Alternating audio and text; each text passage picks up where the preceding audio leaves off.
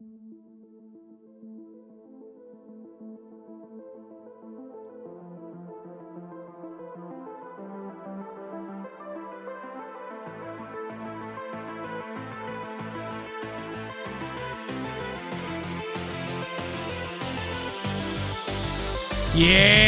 Friday! You have reached episode 30 of the Ranting Weight Watcher. I am your host, Donato Russo. I hope you enjoy the show today. If this is your first time here and you enjoy the show, please like, share, comment, and subscribe. If the podcast app you're listening to me on allows you to rate the show, please leave a 4-star or 5-star rating. Any rating's greatly appreciated. Thank God it's Friday. I think I got a good show for you today. It's going to be one of the more frustrating topics about being in a weight loss journey. And I hope I depict it well. We'll see. There's nothing better than when your audience can relate to what you're saying and it could touch them on their journey. So let's get into this. Journey updates. All right, guys. My streak is officially over. I didn't lose anything, but I didn't gain anything either. So I put up a 0 this week. So everything else remains the same. 5.2 pounds for the month of March. Total weight of 122.6. I am 2.4 pounds away from the minus 125 milestone. I am 20 pounds away from the 253-pound goal. And I am 77.4 pounds away from my big goal of losing 200 pounds. So not a bad week. Any week that's not a gain is not a bad week, but it would have been nice to have 5 losses in a row. But hey, there's no say that can't happen in the future. Now anything's possible. So we are going to keep it going, full steam ahead. And that's about it.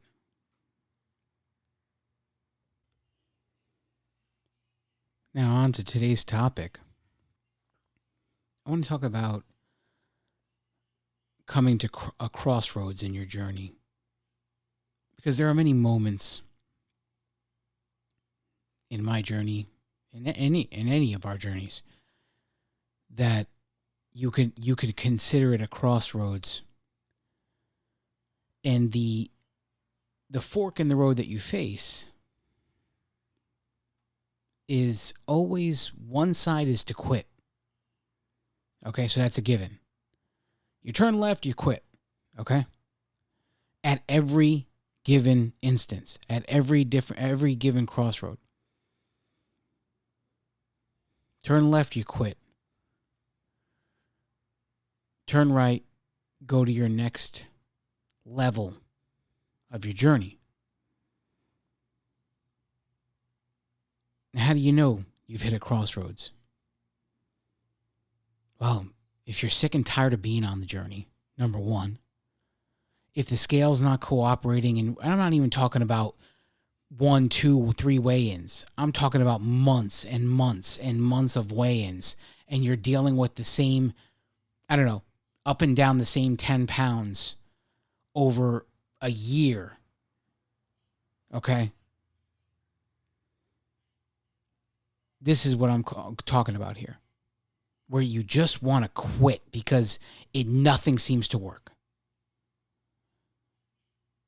And all you want is everything to cooperate because you feel like you're doing everything right. You feel like you're doing everything right. And nobody better argue and tell you you're not, because you're just going to flip out. Anyway, that left ramp is always to quit. It's very easy to take the left ramp. Very easy to quit. Just go back to do what you were doing. No problem. No more, no harm, no foul. We'll welcome you back with open arms. But what do? Because if you want to go to the right, it's going to take some work, some serious work. And it's not just the same stuff you've been doing. Because if it could be the same stuff you've been doing, then you may not be at a crossroads. There has to be a change that's made to get you to the next level. And I don't know what that is. You know, for everybody, it's different.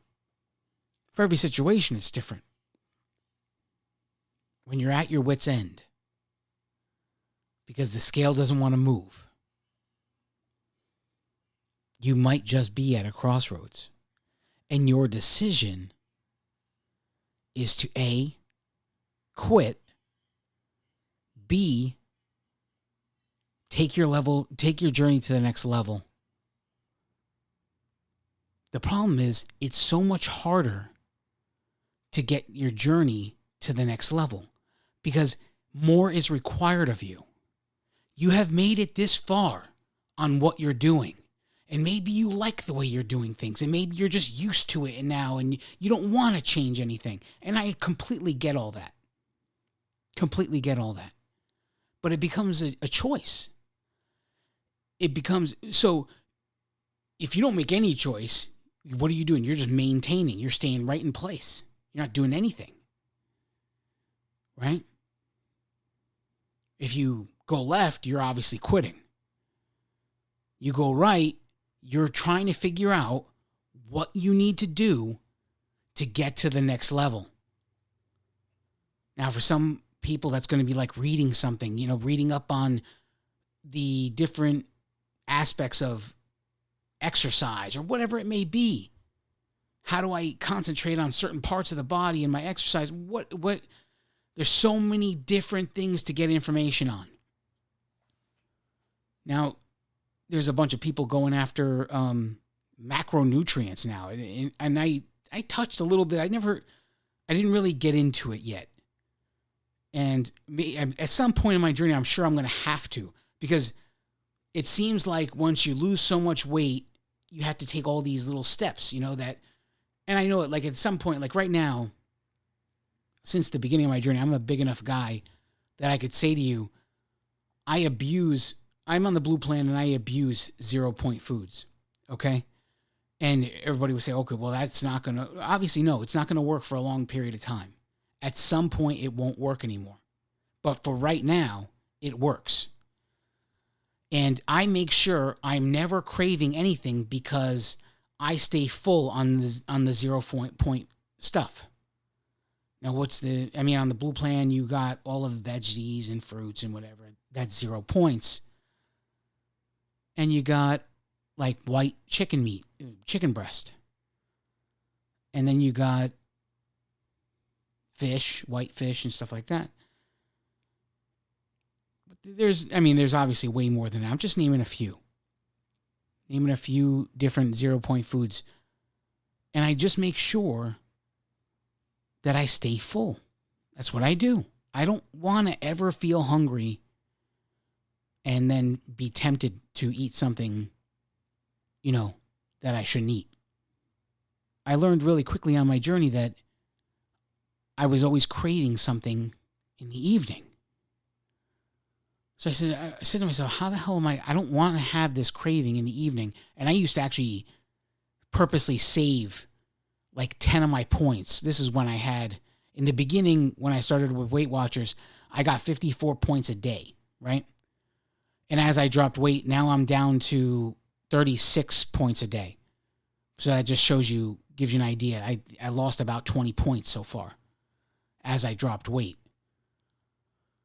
But when I had 54 points, I could easily save 10, 15 points for a dessert every night of the week. Every night of the week, because all of the other foods were generally healthy. And it got to the point where I don't know that it was ever hindering my journey because I'm not that much of a sweet guy. I tend to be like a salty guy, salty, sweet kind of thing, combination. But I'm not one that goes into the freezer for ice cream. I'm not one that goes after cake or pie all the time. I mean, unless there's an apple pie, then maybe I want a slice of that. I'm very, very limited on my dessert desires. But I would always crave something sweet. And I realized, I forget where I read it. I read something about upping the protein in dinner will curb a carb craving later.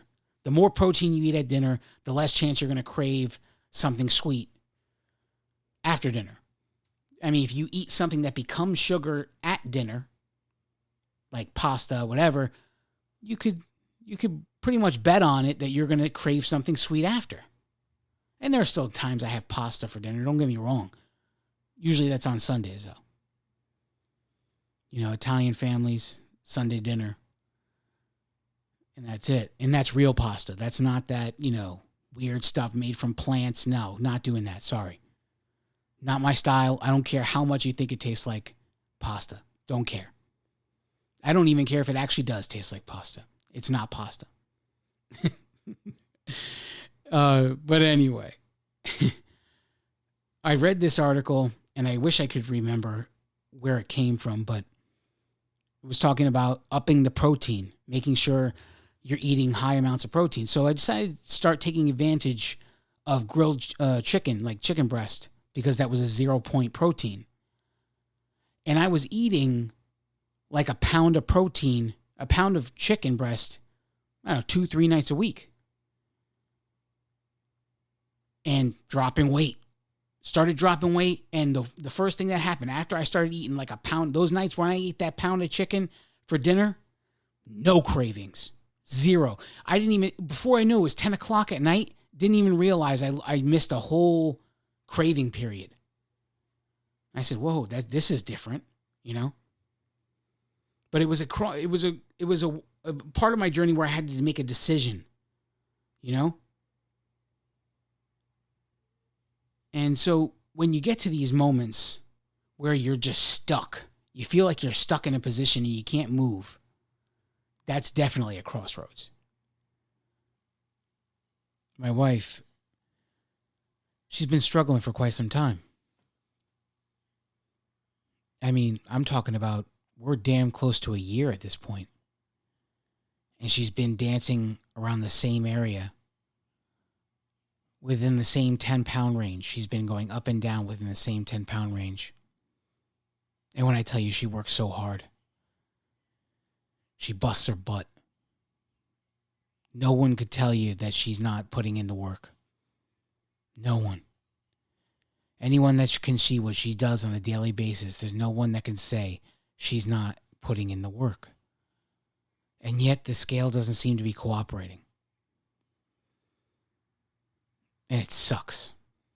It really sucks. Because you want her to be able to be happy and celebrate. Right now, she just wants to get out of the 80-pound range. She's down 80 some odd pounds. And she just wants to be in the 90s. She wants to be able to say she hit the 90s. And she's been fighting with this like a year. And meanwhile, she dropped how many shirt sizes, how many pant sizes. Her body completely changed. But because the number on the scale hasn't changed, it's like, well, no, nothing matters. Nothing else matters. And you can't convince someone to look somewhere where they don't want to look. It sucks. There has to be another way. There has to be another way. Well, we're going to take a break. And when we return, we're going to talk about a couple of roadblocks I've encountered in my journey. Stick with me. Don't go anywhere.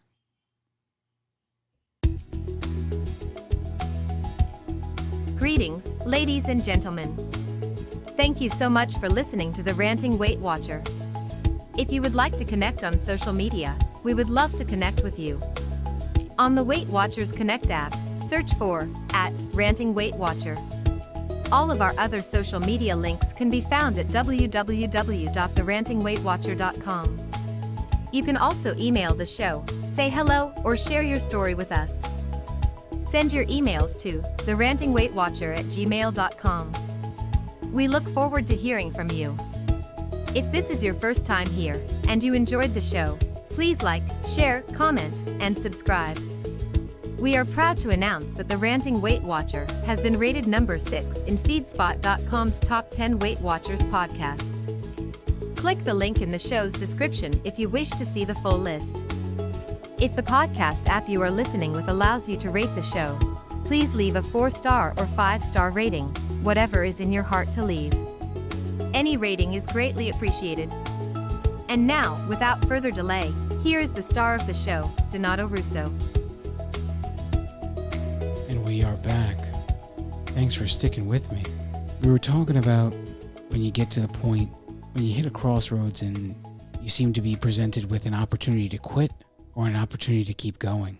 The problem is when you want to keep going, everything you're going to do is about to get really hard to get to where you want to go. My road to 100 started May 2nd, 2020. It's not the actual day I started Weight Watchers, but it is the day that I hit the 90-pound mark. I surpassed it. I went 90.2 pounds down since the day one. And I remember that day suddenly believing. I mean, I thought about losing 100 pounds or getting to that spot. I thought about that day. And I said yes, I would do it one day. But the day that I hit the 90-pound mark suddenly made hitting 100 pounds completely possible. All of the sudden, it was like the whole world opened up. Now, here's a fast forward from that day. It took 16 weeks to lose the final 10 pounds to get to 100. 16 weeks.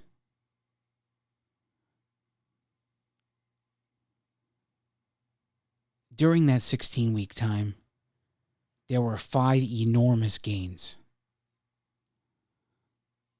for reasons I'll never be able to tell you.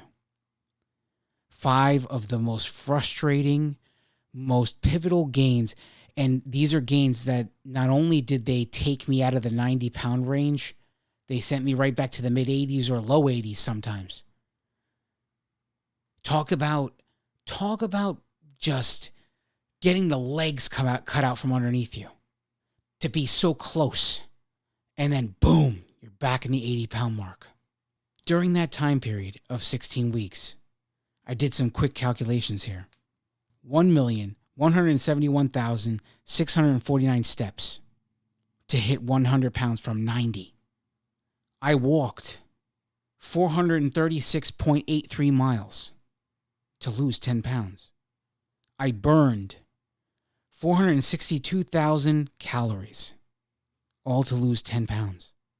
That's just to give you an idea of how much work was involved. 462,000 calories burned. This is all taken from my Fitbit, just in case you're wondering. 1.1 million steps, 436.8 miles. And there were still 5 gains, even though I did all of that. There were still moments where I wanted to quit. That I was so fed up with this crap of gaining weight for no reason. When I got to the final 3 or 4 pounds, we're talking about weeks before the actual day that I hit the 100-pound mark. At that point, I had reimagined hitting 100 pounds so many times. I can't tell you how many private moments I had just thinking about the day I would hit 100 pounds and I would start crying, thinking it would be this glorious event. But I had come close so many times. So many times I was at the doorstep, then just have a game for no reason, get knocked back. It was just, at some point, it just becomes, all right already, just give it to me. I'm not going anywhere. I'm right here. Give up, because I'm not going to.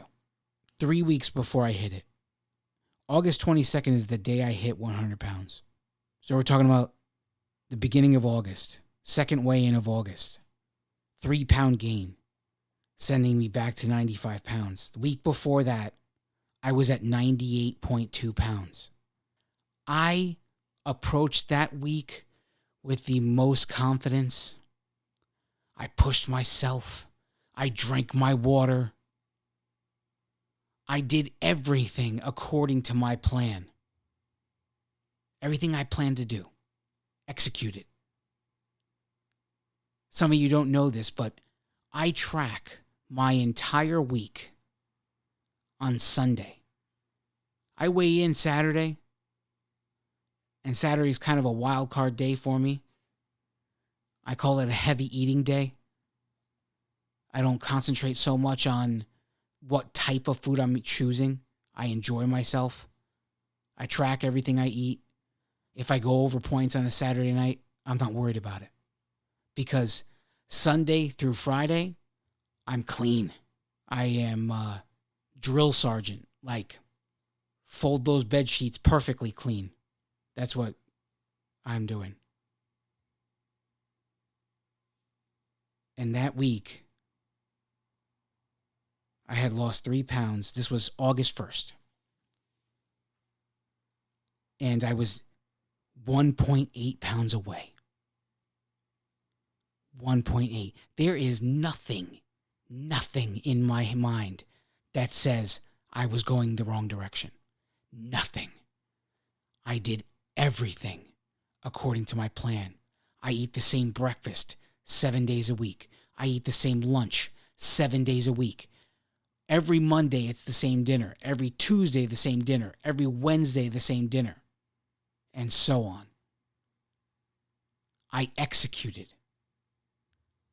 I did my walks when I planned to walk, and I went. 6 days a week, I was walking. 6 days a week. Rain or shine, I was walking. 100 degrees or 50 degrees, I was walking. Didn't matter. I did what it took. There was nothing that was going to stop me from getting the 1.8 pounds required to hit the 100-pound mark on August 8th. When I stepped on that scale on August 8th, I stepped on it with the biggest amount of confidence I ever stepped on a scale, because I knew I did everything to the letter. I crossed all my T's. I dotted all my I's. I did everything according to plan. I tracked, I weighed and measured, and I moved. I did everything required of me. On August 8th, I gained 2.6 pounds, sending me back to 95 from 98. Suddenly, I'm 5 pounds away. Just like that. After a perfect week, I was livid. Livid. I wanted to go out of my mind. I wanted to quit. I wanted to throw things. And I did all of those things except quit. Because I knew that quitting was going to get me nowhere. And nothing would be great if it wasn't hard to do. That's for sure. It took me 2 more weeks after that to not only drop the gain. So the next week was August 15th. 4-pound loss that week. 99.6 pounds down. I was 0.4 away from 100. Really? 0.4? That was almost laughable. that day. I remember that day. I remember looking down and thinking, I'm ounces away from 100.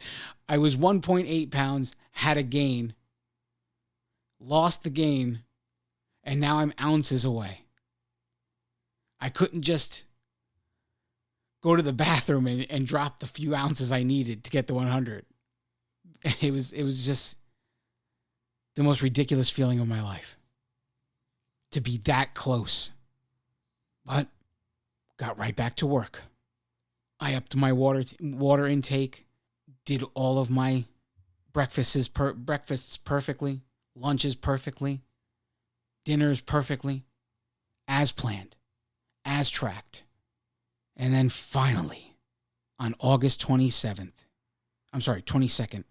16 weeks after hitting the 90-pound mark. Imagine that. That's 4 months. 4 months to lose 10 pounds because of some 5 mysterious gains. Incredible. So, having expressed all that to you, having had all of those opportunities to quit, and I didn't, and I succeeded, I'm going to say one last thing for you.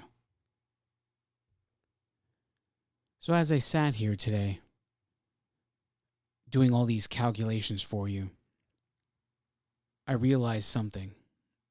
I sat here, calculating the calories burned to get from 90 to 100, the steps taken to get from 90 to 100, and the miles walked to get from 90 to 100.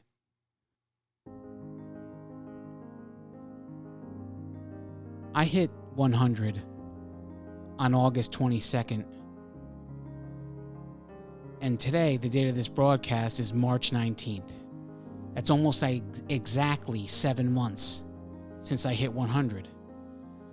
And since that, I've only lost another 22 pounds. And I don't know why that's disappointing to me, because it's 22 pounds gone forever. But it feels like it weirdly feels like a failure right now, but I don't want it to. And I'm not going to look at it that way.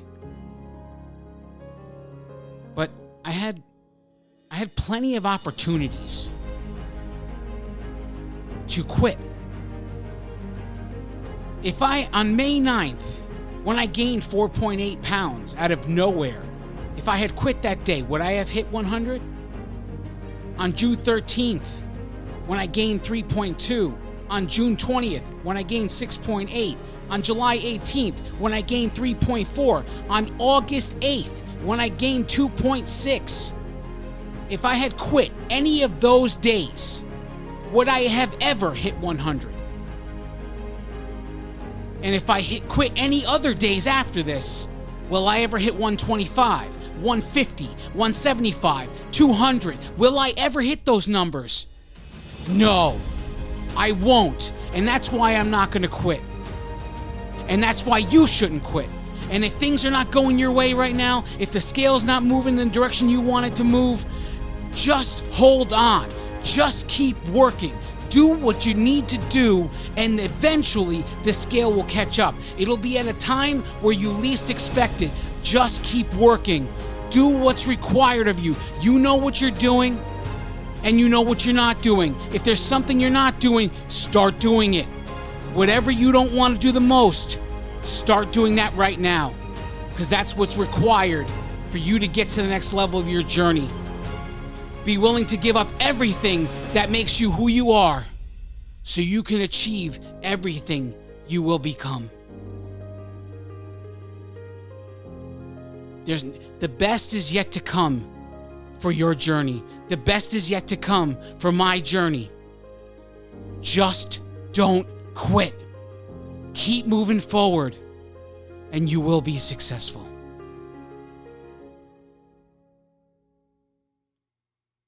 I love each and every one of you. God bless you all.